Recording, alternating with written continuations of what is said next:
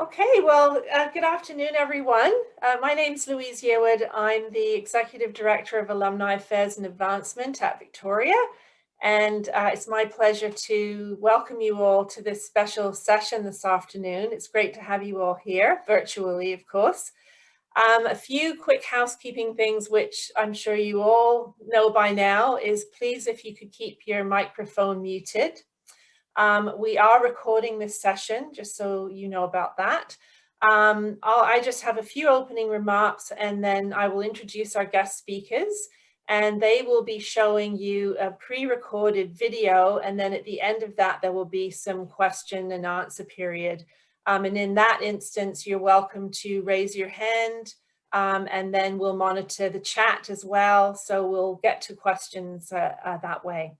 So just to begin our time together, even though we can't be on campus, I'd like to acknowledge the sacred land on which Victoria University operates and to pay respect to those who came before. Toronto is still the home of many Indigenous people, and we're grateful to have the opportunity to live in the community and on this territory. We are mindful of broken covenants and the need to strive to make right with all our relations. So it's my pleasure to introduce Eric Brock, Vic 97, and Idis Lovato, Vic 95. Eric earned his Honours Bachelor of Arts at Vic, and he also holds master's degrees in law and business. Eric's expertise has helped businesses enhance their customer experience, as well as to grow their market share. He is a very enthusiastic Vic alum with whom I've had the pleasure to work with on a number of occasions. He regularly volunteers his time in our new Vic Ready program and in a number of other ways. So welcome, Eric, and thank you. And Idis earned her BA at Vic as well. She's a strategic manager and business developer. She collaborates with leaders across industries to facilitate positive change in her field. She's the co-founder of Acorn Peer Lending, which is a company that believes in impact loans to support small business owners with diverse backgrounds. So with that, again, it is my real pleasure to introduce to you Eric and Idis. Over to you. Thank you very much.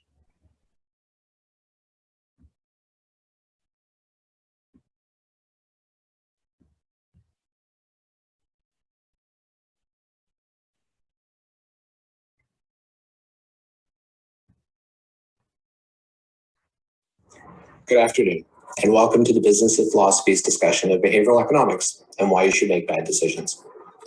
Behavioral economics attempts to explain why and where people make mistakes or don't consider all the options in making choices or trying to develop solutions. What's great about it is you'll hopefully join us in thinking. This is an incredible lens that exposes what explicitly and implicitly drives approaches in identifying the right answer and how you can make better decisions. This is an overview of behavioral economics where you can explore some of the key ideas and models that you can use. We have lots of time for questions and discussions at the end of the presentation. By investing this time, you will get a high-level overview of an important topic that is used in business, personal discussions, and in setting policies. We'll work through some practical problems and traps that people fall into when making decisions. Thank you very much for joining us, and we really look forward to the discussion. And before we jump in, happy to confirm that we'll be sending out some written material to accompany this discussion, so you don't have to take notes during the talk, other than write down some of the questions you might want to explore during the Q&A. So to start, who are we? I'm Idis Lovato, and I run the WorkTO community of women investors and startup founders. I also created a refugee and immigrant incubator program, and most recently co-founded acornpeerlending.com. We offer fair, transparent microloan capital to small businesses in Ontario with a focus on diverse community applicants. And I'm Eric Brock. I practice behavioral economics techniques every day in my personal and professional life, and I found that makes a huge difference in my decision-making and interpersonal interactions. I would like to ensure that it's clear that I'm here as a volunteer to the university and not in any way related to my role or employment, and nothing I say today should be considered to be related to that role or employer in any way. It's a real honor to get to speak to you today about what a topic I'm personally very passionate about. Let's start with what the difference is between economics and behavioral economics. Traditional economics imagines a world populated by calculating, unemotional decision makers. In the model of rational action assumed by traditional economics, a person is expected to weigh the benefits and drawbacks of an action and then choose the option for their own self-interest. Fundamentally, decision-making in this model is a math problem. It assumes that people should and do make decisions to create the highest amount of benefit for themselves with each decision, however that's defined. Maximizing resources, generating revenue, choosing to wear a certain outfit or not, everything is based on what the highest amount of benefit against the other options available. It's not emotional. Unfortunately, however, people in real life often don't do what the models say they should. Behavioral economics tries to explain why these models don't always work. Unlike the traditional model, it understands that decisions are made based on emotion as well as intellect, and that our mental models that are so important to make it possible to actually interact with the complex world we find ourselves in can sometimes be very, very wrong. Let's use a simple example to explain the difference. Two people are in a room and the first one's given $100. They need to offer some of the money to the second person who can either accept or reject the offer. If the person accepts, then they split the money and each get to keep their amount. If the second person rejects, then neither person gets anything. If you were the person with the $100, how much would you offer? And if you were the second person, what offer would you accept? The traditional economics model says that no matter what the offer is, you should take it, even $5 because it's free money. But does that feel right? Would you accept $5 and the other person keeps 95? Probably not, and neither would we. But that's not what a rational decision from a traditional economic model. And why wouldn't you take the $5? Simply, it doesn't feel fair. So you reject the offer because of emotion, even though you're worse off rejecting it than having the $5 by taking it. This is the strength of the behavioral model. It is not just math and logic. It's a much more complex set of thinking that is used to understand instead of just using a cost-benefit model on its own. Behavioral economics uses an understanding of human psychology to account for why people deviate from the rational action when they're making decisions. Like in the ultimatum game, people rarely end up making a rational choice. An American economist and cognitive psychologist, Herbert A. Simon, came up with the theory of bounded rationality, which explains how people's rationality is limited by time frame, by their cognitive resources, and by the difficulty of the decision. He said that decision makers frequently act as satisficers, seeking a satisfactory solution as good enough and sacrificing what is optimal. People often don't calculate that they are better off with $5 than no dollars and tend to want a solution that feels more satisfying than what is simply the most economically optimal one. Nobel Prize winning cognitive psychologist Daniel Kahneman and Emma Tversky built on this idea and developed prospect theory, which further shows how decision-making is informed by psychology. Prospect theory has two stages: an editing stage where heuristics or mental shortcuts or biases are applied in situations, and an evaluation stage where psychological principles like loss aversion and reference dependence are used to analyze these alternatives. But I'm not biased, you're probably saying to yourself right now. I see the world pretty clearly and act logically. And you're not alone in thinking that. Emily Pronin, a social psychologist from Princeton University's Department of Psychology, has identified the challenge in talking about bias. Most people recognize it's a risk with other people, but don't see it in themselves. In her studies, statistically, people should be just as biased as the average, which is why it's an average. But when people self-reported their own bias, more than 80% believed they were less biased than their peers. This reveals one of the first really important parts about behavioral economics. It's really hard to change mental models. I remember hearing a lecture by Daniel Kahneman who explained that even though he won the Nobel Prize for his work in identifying and understanding bias, he still recognized that he was guilty of these mental shortcuts in all sorts of areas. In fact, the smarter you are, the more likely you are overconfident in your ability to outsmart bias, and that confidence itself is a blind spot. So, as we dig into some of the bigger models, know that the primary goal is awareness, and it's almost always impossible to put all of them aside all the time. To continue discussion about how behavioral economics attempts to explain these models, let's explore a couple in detail. There are a lot of models, but we're going to just focus on three. These are availability, representativeness, anchoring, and adjustment. The first model we want to talk about is availability, which occurs because we can recall certain memories more easily than others. A popular example is that participants asked if more words in the English language start with the letter R or have the third letter R. Most participants responded with the former. In actuality, it's the latter that's true, but it's much harder to think of words that have R as a third letter than it is to think of words that start like R, like red or rebel. This availability heuristic exists because certain memories are automatically recalled for two main reasons. They appear to happen more often, or they leave a lasting imprint on our minds. So what you read on the news or in your headline feed really does influence your view of the world. Imagine watching Jaws or hearing a news story about shark attack the day before heading to the beach. Wouldn't the risk be more in your mind than if you had never heard these stories or watched that movie? What can you start doing tomorrow that will make a difference? Awareness is important, so seek alternative or additional information and consider a devil's advocate approach. Here are some ways to bring that to life. Create a news or email subscription for contrarian perspectives, publications, and follow profiles on Twitter or other social media of people who have opposing views to your own, so you can gain some perspective and sometimes even surprising data that you might have overlooked. Where possible, build a team with diverse representation to vary experiences and points of view. People will naturally challenge one another's thinking. Take on an attitude of continuous learning and demand it of others. Be suspicious of the information that comes to you too easily and demand that it passes your test for rigor, breadth, and depth. A second type of heuristic is the representative heuristic. We often rely on this when making probability judgments. People tend to classify events into categories. When we use the representative heuristic, we make probability judgments of the likelihood of a thing or event arises as similar to another one we've experienced. Grouping similar things together, that is, categorizing them, is an essential part of how we make sense of the world. For example, we don't need to know all dogs to recognize a dog when we see it. Humans tend not to like randomness. As a result, we try to find patterns in the history of events similar to it, even when they aren't actually related. Second is that we often take small samples of information to represent or speak for the larger population for which they're drawn. Because we try to rely on representativeness, we often fail to take other kinds of information into account, which can cause us to make mistakes. The big risk here is that representative heuristic can contribute to prejudice and systematic discrimination. Because we rely on categories to guide our perception of others, we can end up drawing on stereotypes to make judgments about other people. This model is so fundamental to our perception of the world, it is very difficult to completely avoid. However, being aware of it is a good start. Research has shown that when people become aware that they are using a heuristic, they often correct their judgment.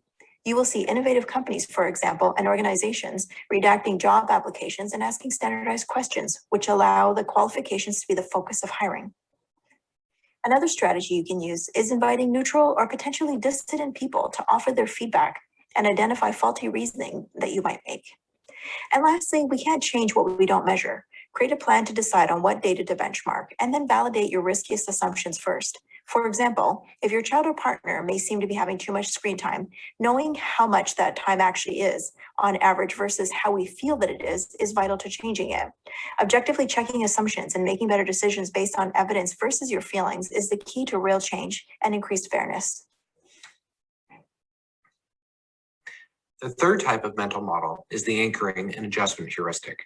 When estimating a certain value, we tend to give an initial guess, then adjust by increasing or decreasing our estimation. However, we often get stuck on that initial value, which is referred to as anchoring, resulting in making insufficient adjustments.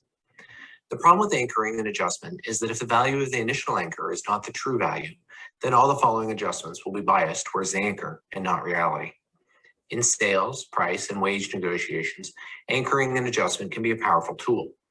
Studies have shown that by setting an anchor at the outset of negotiation can have much more impact on the final outcome than the intervening negotiation process. For example, a used car salesperson can offer a very high price to start negotiations that are arguably well above the fair market value of the car. Because the high price is the anchor, the final price will tend to be higher than if the car salesperson had offered a fair or low price to start. Like with other models we've talked about, the first place to start is to recognize it. A second strategy is to delay your decision when you are feeling pressured. And lastly, find a trusted, outspoken accountability partner or mentor and ask them to audit whether you're giving enough consideration to all of the available information and possible options and identify any anchor points. Let's turn now to how governments and businesses are applying behavioral economics in their approaches to policies and procedures. In the book Nudge, Richard Thaler and Cass Sunstein identified a nudge as a policy that influences people to make more desirable decisions via a set of clues. You'll see this all the time in everyday life, from supermarkets filled with the smell of baking bread first thing in the morning to the recommended contract that comes out with the new iPhone. The choices may be our own, but the context is everything. Nudge theory attempts to use this awareness in driving behavior and decisions. Here are a couple of ideas of how you can use nudge theory in your own lives. For better health, what gets scheduled gets done. So book dental and doctor's appointments long in advance and put them in your calendar using 1 or 2 reminders the day of and the week before to make sure that you get there. Introduce delay. If you want a treat, part of retraining to eat healthier is to wait half an hour before doing so. It effectively reduces unconscious impulsive eating temptation. And try making a weekly power hour with a friend or partner, during which time both of you commit to doing small life admin things that you both want to put off doing. Nudges are generally cost-effective and simple to implement, but there's a real ethical debate that should be considered. Some argue that nudging can manipulate people into choices they wouldn't not support, given time for reflection. Other ethical considerations include the nature of the defaults being offered, as well as the transparency of the motives and politics of the person or individuals doing the nudging. Thaler, the author of Nudge, warned about the dangers of so-called evil nudging in a 2015 article, criticizing nudges that violate all 3 of his guiding principles. Nudges should be transparent, not misleading. It should be easy to opt out, and the behavior change should be in the user's best interests. Given how pervasive this approach is, whether it's product placement or limited time offers or introductory offers online, we wanted to give you at least a high-level guide on how you might be able to evaluate whether the nudge is generally ethical or less so, and potentially a concern. So let's summarize what we've talked about today. First, decision-making is complex, and it's hard to make good decisions. Context matters. This is one of the key themes of behavioral economics. It basically means that how we behave depends so much on the situation we find ourselves in. And importantly, it means that if you want to change behavior, you probably need to take a good look at changing the context first. Our gut is also in charge, and essentially, instincts allow us to think and react quickly, efficiently, often unconsciously. The problem with that is that most of us think that the logical brain is in charge of our daily actions, but the data actually doesn't support that. With over 35,000 decisions to be made each day, our emotional and primitive brain is nearly always in the driver's seat. And third, we're all biased, often predictably so. These models can be helpful, but without the awareness of knowing this, it can lead us to biases that can be completely wrong. And fourth, biases can be harnessed for good. An easy way to think about this is the way that people usually take the easy way out. And so by making the preferred choice the easiest, they are most likely to choose it. Now, fifth and most importantly, empathy is everything. If there is one lesson we want you to take away from the theory of behavioral economics, is that people cannot be influenced to change their behavior unless you really understand them. So, our question to you, and one we hope to explore in the Q&A session, is what you can start doing tomorrow to push these ideas into action in your work and personal lives. Thank you for being with us today, and we look forward to talking more about this topic for the remainder of our session.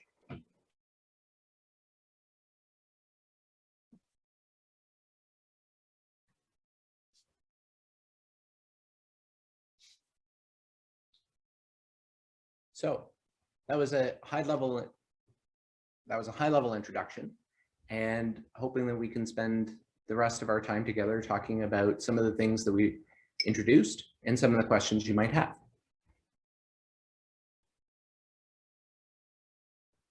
Does anyone have any questions to start? We did get a couple in as we were going, so wanted to make sure that that we're engaging you.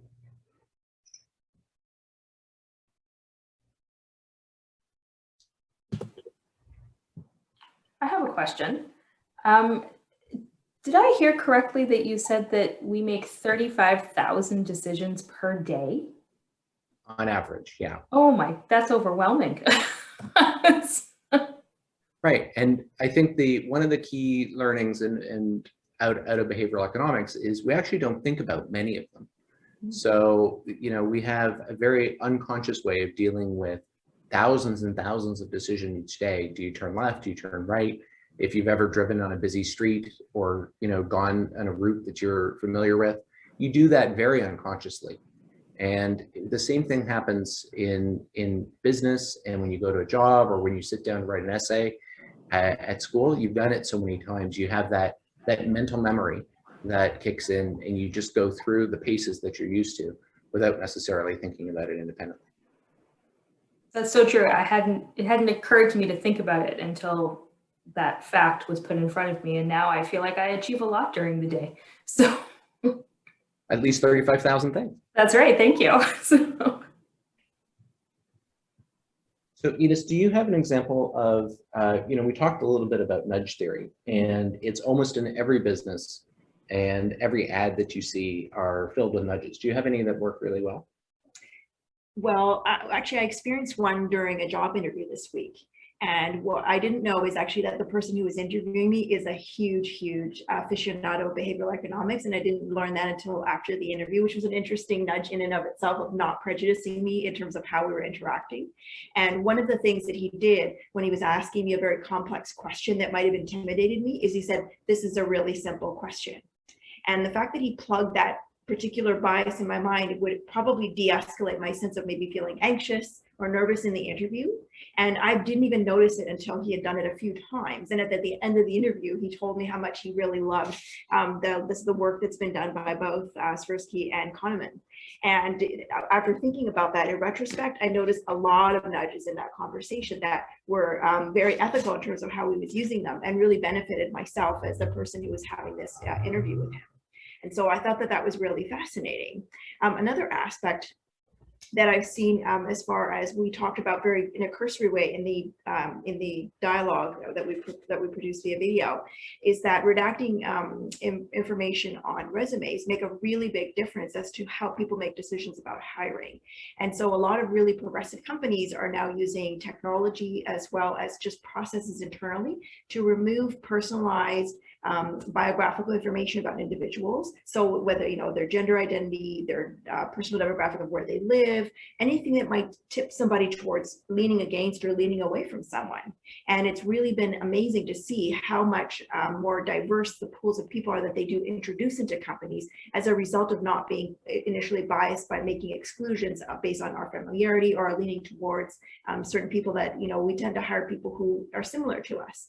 And so what that ends up pushing out are amazing candidates who are incredibly qualified and who deserve a chance. And so that's been really fascinating to observe, especially now as part of the push for diversity that we've seen over the awareness campaigns during COVID, that being really inclusive and diverse is not only the right thing to do from an equality perspective, but from a perspective of productivity and business acumen, it is actually the best decision for a business to do.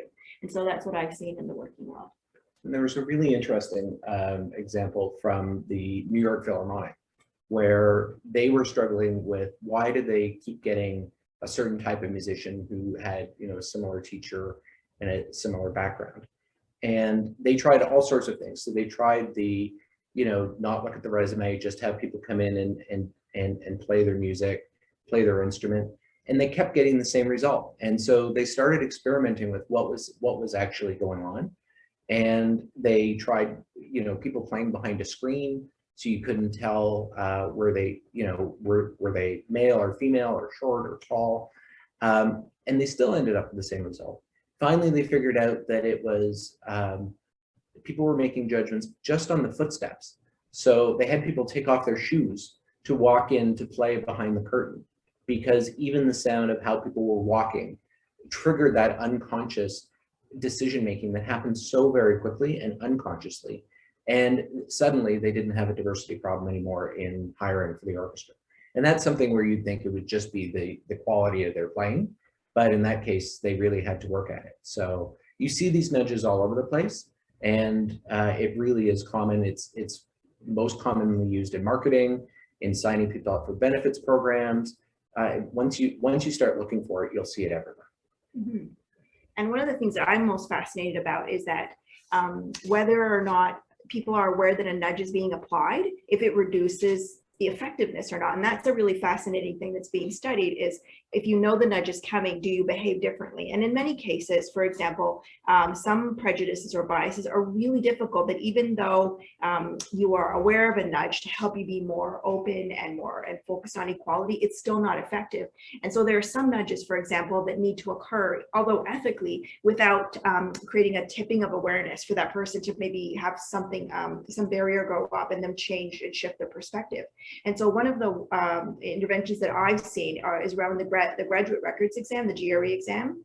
And they were trying to figure out why there was such a demographic shift in terms of who performs really well on the GRE exam and who doesn't. And there tends to be a very specific, unique demographic that outperforms the others. And what was really fascinating about that is that they took the exam and they relabeled it and gave it to the same demographic that would normally take the GRE, except they told them that they were experimenting on what the questions were related to the GRE.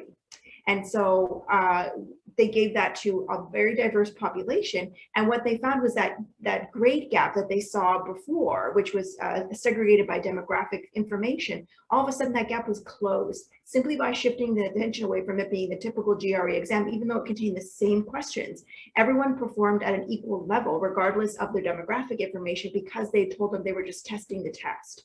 And so there's something about the perception of the GRE exam for people that help them downshift their ability to qualify themselves as answering the questions better. And so that is really quite fascinating, of self-selecting out. By shifting the focus, you realize that actually people perform amazing on that exam, regardless of the demographic information, and that there's something to do with related to how we talk about the exam and who should be writing it that needs to be addressed as far as a behavioral shift. So one of the questions that came in on the chat was, I had said that I use behavioral economics every day.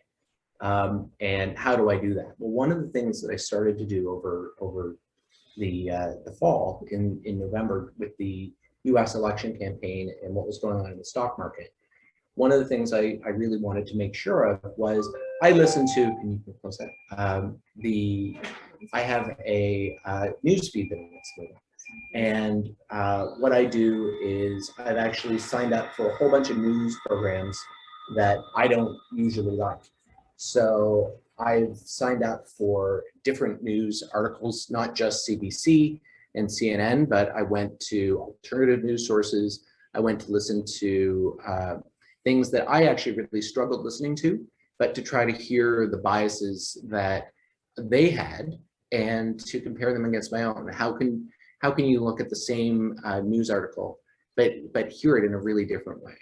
So that was one of the ways I tried to do it, so I could gather more information. So, and again, Swirsky talked about this in an article the other day with journalists, and they were talking about how so much journalism is based on how we interpret the facts and the information, and we present them in a certain way.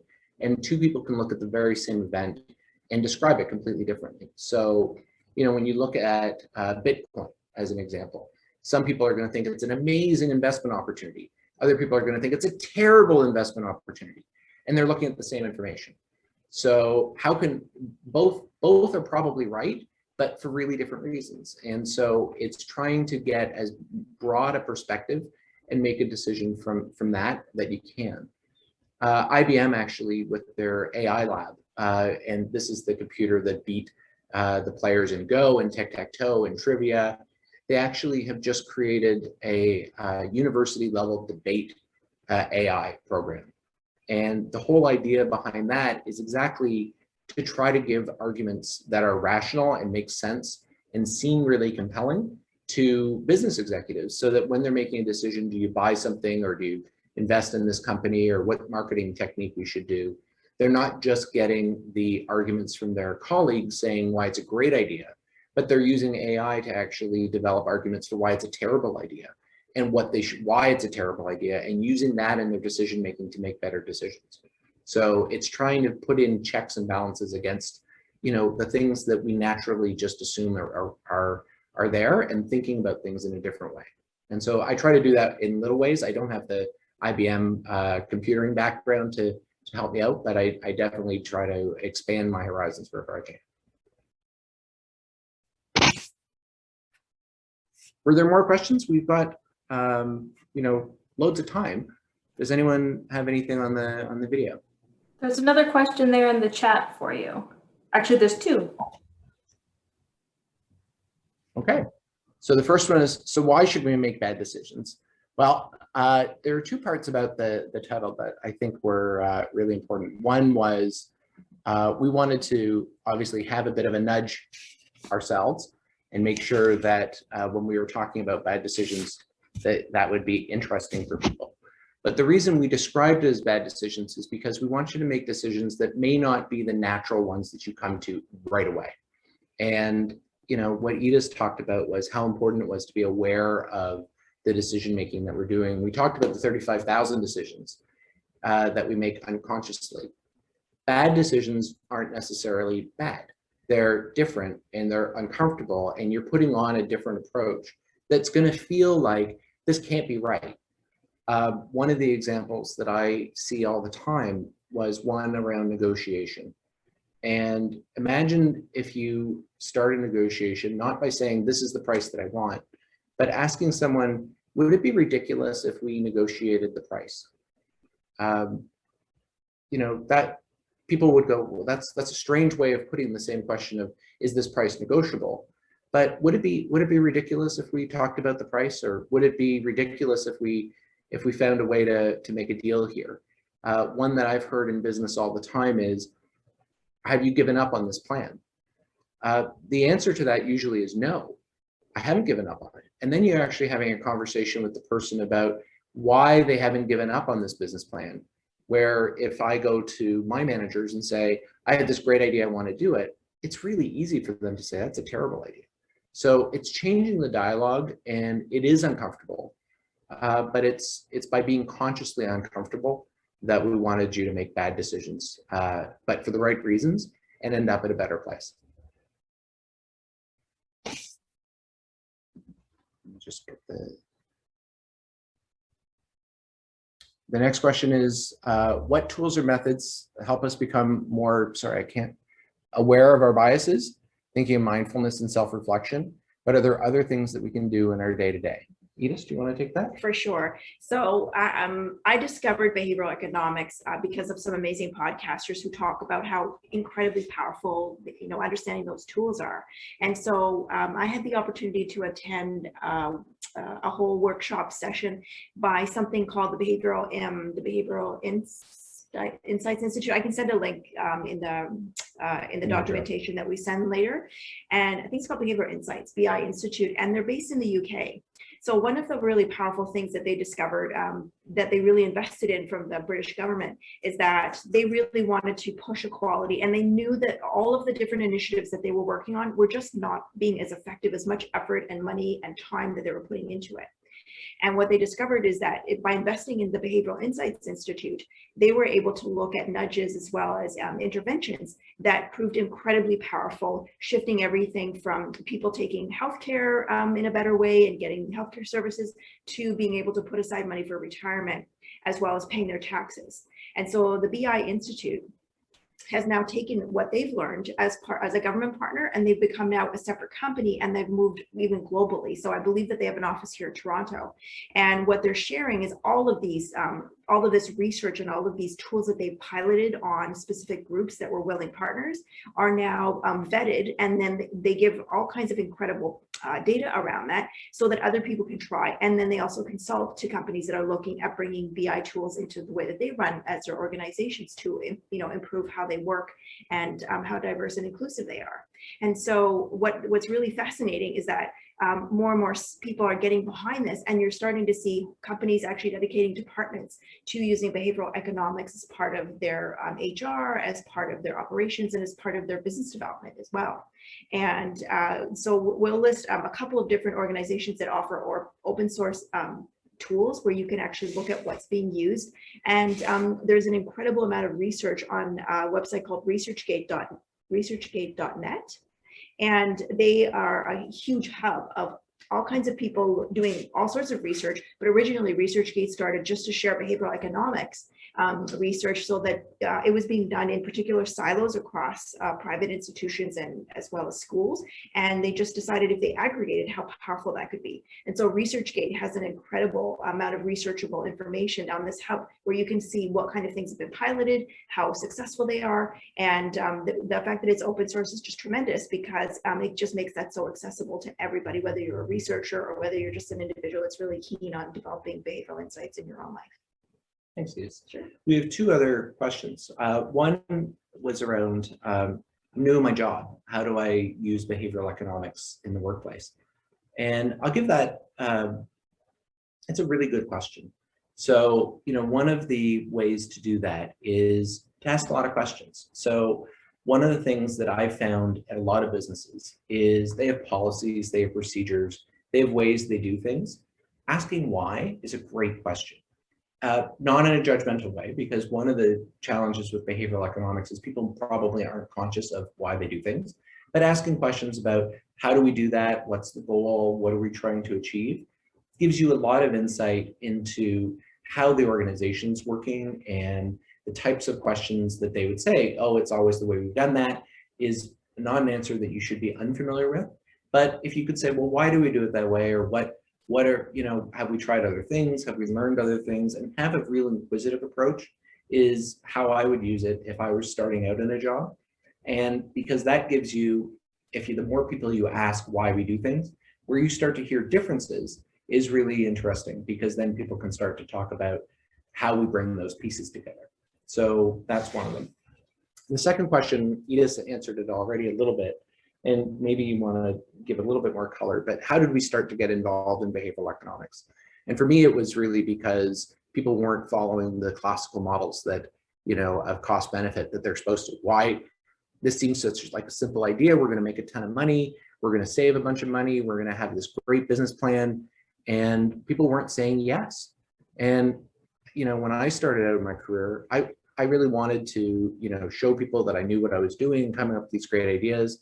And when they were saying no, I really needed to take a look at why they were saying no. And it turns out it wasn't necessarily because I wasn't making a logical argument. It's because there was a lot more going on than just the cost benefit analysis or just the rational facts that I was focused on. And having that understanding of how people bring their full selves to the workplace and full selves to decision making, even unconsciously, is really important in terms of being able to position an idea or a strategy, or even, how you want to organize your day. So, people talk about, now working from home and we're all meeting virtually, and how different that is. And the reason it feels uncomfortable to folks is because it's not what we're used to. We're used to going into a classroom or going into an office, and we've all had to learn this new skill over the last year or so. And what's it going to be like then when we switch back and we start going back to the office and back to class? And what pieces of this experience and behavior, unconsciously or consciously, are we going to want to continue? Yes, is there anything more to add on that? No, I think we might have some, I see some items in the chat though. Great. Okay. There was a PDF that was shared before the Zoom meeting, and a taxi driver program. So sure, we did put that in the invite. One of the things about when they studied taxi drivers, and it was a clear day and not a lot of people were using the car, or it was a rainy day and a conference in town and lots of people using it. One of the things they found was people tend to set a price in their head around how much money they should earn each day. And in fact, so once they earned that, they thought, whew, great, I can go home. And on really bad days, they tried to work much longer to try to get to that number. And they were using an anchoring reference point for that. What's really interesting is if all the other cab drivers did that and there's only a certain number of fares available, it actually makes it much, much harder for any individual driver to make that reference amount. So the pure economics model actually says that what you should do is work much, much longer on busy days, rainy, snowy, miserable days, or really busy days, and not show up at all for work on the really bad days. But nobody does that. The taxi drivers actually did the exact opposite of that, trying to earn, what they felt was at least an average, and maybe a little bit better on the good days, but struggled really hard and worked much longer hours on the bad days. So I have a follow-up to that. Sure. I don't know if you can hear me. Okay, thank you very much. So I was thinking, so in this case, the taxi drivers are clearly not making the best decision, the theoretical decision that they should be making. And so clearly they're making a bad decision. So the point of, one of the points of this presentation here is why we should make bad decisions here. So doesn't that sort of conflict a little bit with, you get what I'm trying to say here? I do. And again, they're making what they think is a good decision. The reason they think it's a good decision is because they want to keep earning at least the minimum for their day. And when you look at the example, and they looked at it across multiple cities, this was a common theme. So bad days, people worked harder. Good days, people worked enough. And that was considered a good decision by every single one of the drivers. It was like 95% of them were doing it. And the reason we said you should make bad decisions is because it's really counterintuitive that you shouldn't drive at all and let the other drivers have the few fares that there are, but drive a lot where you have the opportunity. And it's kind of the example you'll hear about fishing where the fish are. You know, that's where you're going to have the most benefit. And even though it's counterintuitive to what everyone did, it is the bad decision when you ask the drivers what they should do. They said, oh no, that's going to be a waste of money. I'm going to lose that whole day's worth of income. And that's what they considered was a good decision. And in fact, it's the opposite. All right, thank you very much. Sure thing.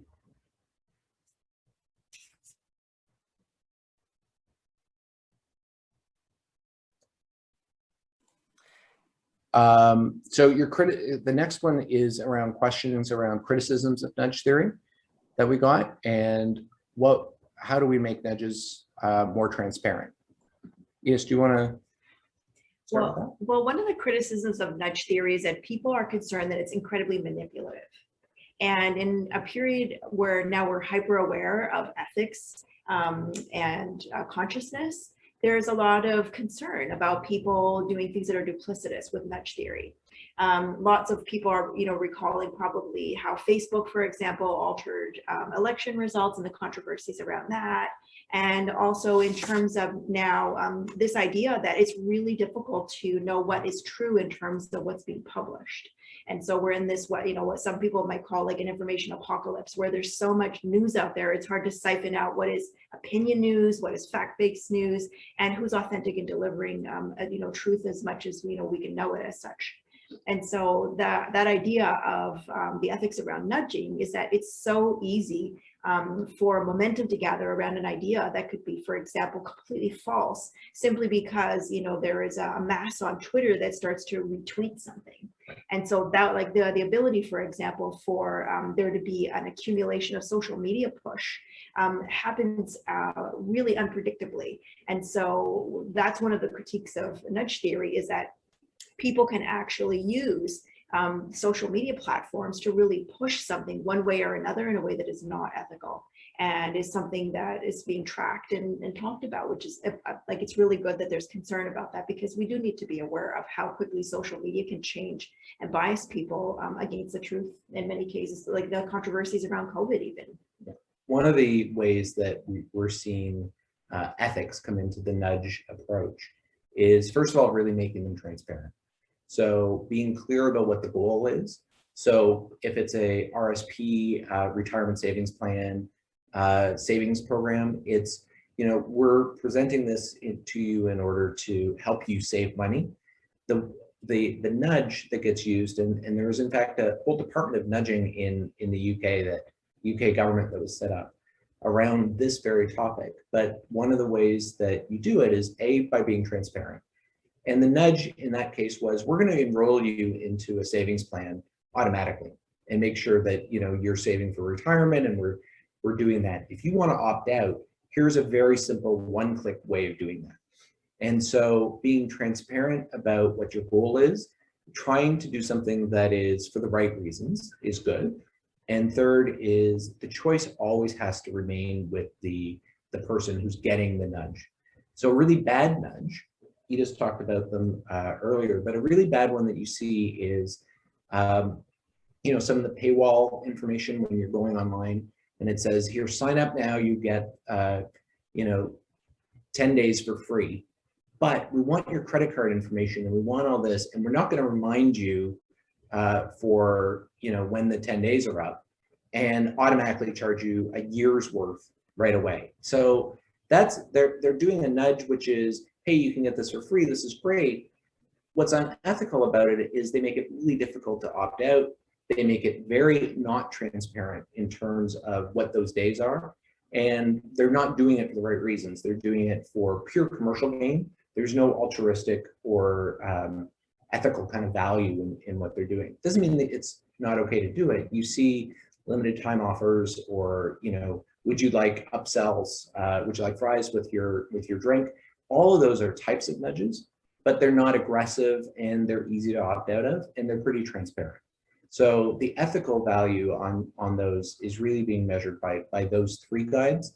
But even that, again, it's not a perfect tool, but it's a good start to try to, when you're doing them, to think about how you want to position it. I think we have another question. You were going to ask about questions as nudging, if you will, but I really like the ethics of nudging combined with nudging self-defense question above. Okay, so that's similar. Anything else that you guys would like to know about?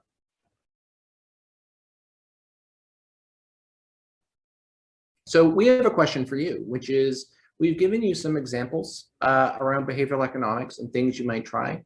What do you think is something that you could try tomorrow to start to bring some of this theory to life? It's great that you now have a little bit of an understanding of the theoretical model, but we've given you examples of how we try to use it. How might you try to use it tomorrow?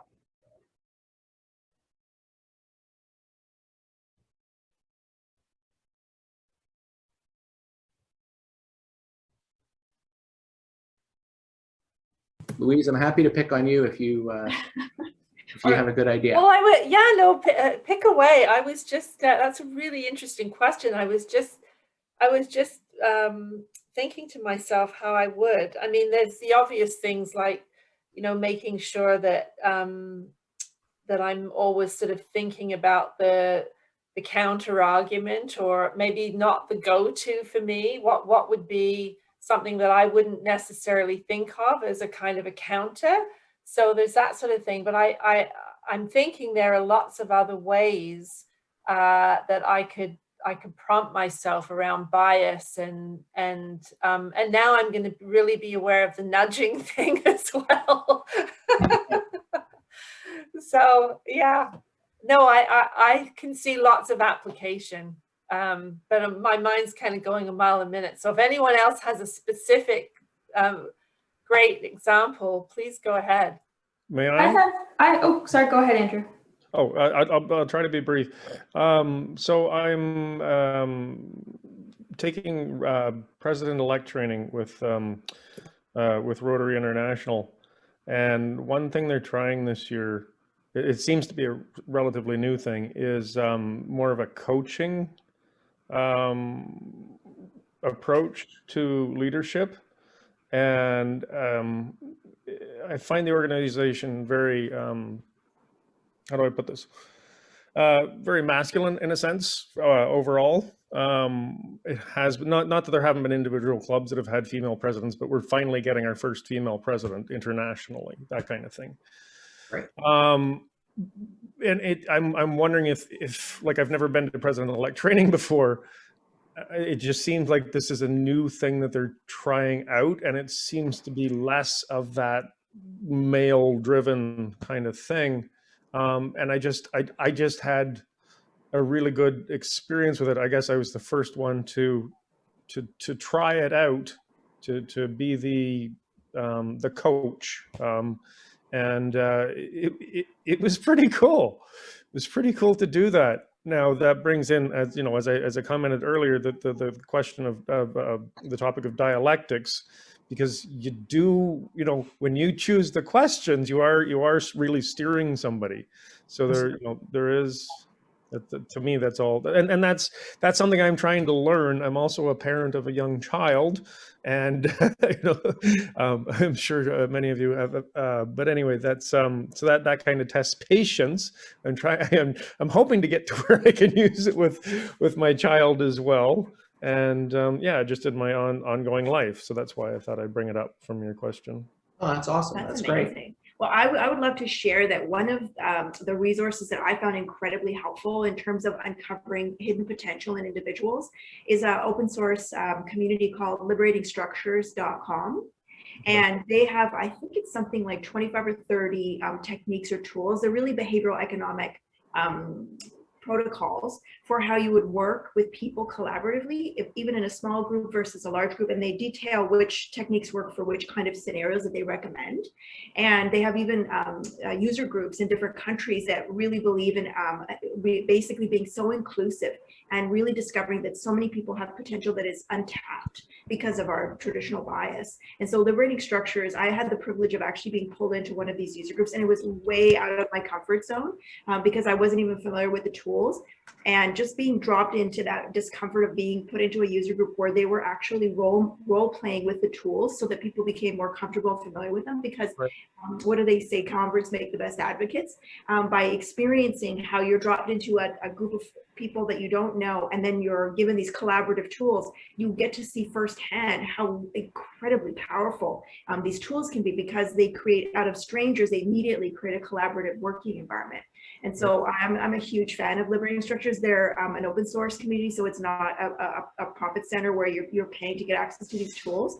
Right. And they're widely shared and used. And I've seen some incredible leaders use them in the social impact space, as well as in the professional enterprise space. And so I highly recommend sharing that. And that will be in the handout, the links to that organization. Very good. So I think we have time for this one last question, which is a few takeaways changing the context. And then I'll turn it back to Louise just for closing remarks. But one of the really interesting ways in changing the context of a discussion is actually just to have you don't have to always talk about what is being asked. So sometimes, people will talk about, hey, what salary are you looking for this job? Or I think this is the right approach that we should do. There's different ways of responding to that. And I'm sure that a lot of you have been coached on, if someone says, what's the salary, to say, well, it's about the job or it's about this. That's changing the context for the discussion. So it's a different way of approaching the same topic. And you can also use anchoring in a different way, which is, how did the company do last year?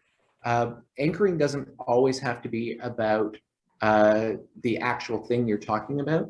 So, when you're talking at a big bank and they've made billions of dollars in profit last year, that's a very different place to start the conversation about how they did that and why they were successful and how great they're doing, and then start talking about salary, as opposed to just answering the question about, what do you expect to get from this job? The real answer is a fair salary for the job you're doing, but there's a different way of approaching it, which is changing the context in the moment. And especially where people are agitated and they find it high stress, changing those contexts to be, you're not asking them necessarily to say, yes, this is the price we want, but would it be wrong to think that there's some negotiation in this? Is there a way that we can have that dialogue in a different way so it's not forcing them into a yes, no kind of question? And often no, as I said earlier, no, I haven't given up on this project, is an easier place to be than necessarily having to say, yes, I think this is a terrible idea. So Louise, thank you very, very much for inviting us to do this.